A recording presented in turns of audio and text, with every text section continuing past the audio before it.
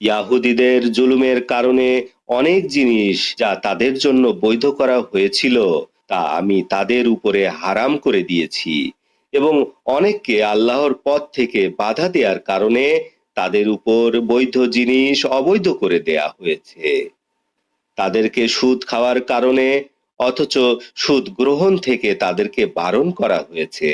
অন্যায়ভাবে মানুষের সম্পদ ভক্ষণ করার কারণে এবং তাদের মধ্যে যারা কাফের তাদের জন্য আমি বেদনাদায়ক শাস্তি প্রস্তুত করে রেখেছি। তবে তাদের মধ্যে যারা জ্ঞানে পারদর্শী এবং যারা বিশ্বাসী, তারা বিশ্বাস করে ওই সব কিছুর উপরে যা আপনার উপর অবতীর্ণ হয়েছে এবং যা আপনার পূর্বে অবতীর্ণ হয়েছে, এবং তারা সালাত প্রতিষ্ঠাকারী, জাকাত দানকারী, আল্লাহর উপর বিশ্বাস স্থাপনকারী এবং পরকালের উপর বিশ্বাস স্থাপনকারী, এদেরকে অচিরেই আমি বড় বিনিময় দান করব। নিশ্চয় আমি আপনার কাছে বার্তা পাঠিয়েছি, যেরূপ আমি বার্তা পাঠিয়েছি নুহের কাছে এবং তারপরে নবীদের কাছে, এবং আমি বার্তা পাঠিয়েছি ইব্রাহিমের প্রতি এবং ইসমাইলের প্রতি এবং ইসাহাকের প্রতি এবং ইয়াকুবের প্রতি এবং তাদের বংশধরদের প্রতি এবং ঈসার প্রতি এবং আইয়ুবের প্রতি এবং ইউনুসের প্রতি এবং হারুনের প্রতি এবং সোলাইমানের প্রতি, এবং আমি দাউদকে দিয়েছি লিখিত কিতাব। রাসূলগণ যাদের সম্পর্কে ইতিপূর্বে আপনার কাছে বর্ণনা দিয়েছি এবং রাসূলগণ যাদের বর্ণনা আপনাকে দেই নাই, এবং মূসা আল্লাহর সাথে অনেক কথা বলেছেন। ভয় প্রদর্শনকারী সুসংবাদ দানকারী রাসূলগণ, রাসূলগণের পরে মানুষের জন্য আল্লাহর উপর যেন কোনো যুক্তি প্রমাণ না থাকে। নিশ্চয় আল্লাহ তাআলা পরাক্রমশালী কৌশলী। বরং আল্লাহ তাআলা সাক্ষী দিচ্ছেন ওই সব কিছুর উপরে যা তিনি আপনার উপরে অবতীর্ণ করেছেন। তিনি তা অবতীর্ণ করেছেন নিজ জ্ঞান বলে, এবং ফেরেশতারাও সাক্ষী দিচ্ছে, এবং সাক্ষী হিসাবে আল্লাহই যথেষ্ট। নিশ্চয় যারা অবিশ্বাস করে এবং মানুষদেরকে আল্লাহর পথ থেকে ফেরায় তারা সুদূর ভ্রান্ত পথে হারিয়ে যায়। নিশ্চয় যারা কুফরি করে এবং জুলুম করে আল্লাহ তাআলা কখনোই তাদের ক্ষমা করবেন না এবং তাদেরকে সরল পথ দেখাবেন না, বরং তাদেরকে দেখাবেন জাহান্নামের রাস্তা, তার মধ্যে ওরা অনন্তকাল থাকবে, এবং আল্লাহর পক্ষে এ কাজ অতি সহজ। হে মানব মণ্ডলী, অবশ্যই তোমাদের রবের পক্ষ হতে সত্য নিয়ে তোমাদের কাছে রাসূল এসেছেন, তোমরা তার প্রতি ঈমান আনো, তোমাদের জন্য ভালো হবে। যদি তোমরা অস্বীকার করো তবে আকাশ পৃথিবীর মাঝে যা কিছু আছে সবকিছুর মালিক আল্লাহ। আল্লাহ তাআলা জ্ঞানী এবং কৌশলী।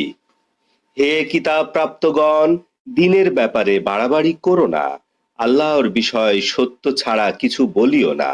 নিশ্চয় মরিয়ামের পুত্র ঈসা মাসিহ আল্লাহর রাসূল এবং তার নিদর্শন। তাকে আল্লাহ তাআলা মরিয়ামের প্রতি নিক্ষেপ করেছেন আল্লাহর পক্ষ হতে একটা আত্মা। তোমরা আল্লাহর প্রতি ঈমান আনো, তার রাসূলগণের প্রতি ঈমান আনো। তিন বলো না, এ থেকে ফিরে থাকো, তোমাদের জন্য ভালো হবে। নিশ্চয় আল্লাহ তাআলা একমাত্র উপাস্য, তার সন্তান হবে এ থেকে তিনি পবিত্র। বরং আকাশের মধ্যে যা আছে এবং পৃথিবীর মধ্যে যা আছে সব কিছু তার দায়িত্ব পালনের ক্ষেত্রে তিনি যথেষ্ট। ঈসা মাসিহ আল্লাহর গোলাম হতে লজ্জাবোধ করেন না এবং আল্লাহর নিকটতম ফেরেশতারাও নয়। যারা আল্লাহর ইবাদত করতে লজ্জাবোধ করে এবং অহংকার করে অতি শীঘ্রই তাদেরকে আল্লাহর কাছে একত্রিত করা হবে। অতঃপর যারা বিশ্বাস করে সৎকর্ম সম্পাদন করে আল্লাহ তাআলা তাদের বিনিময় পুরোপুরি দান করবেন এবং নিজের পক্ষ হতে আরো অনুগ্রহ বাড়িয়ে দিবেন।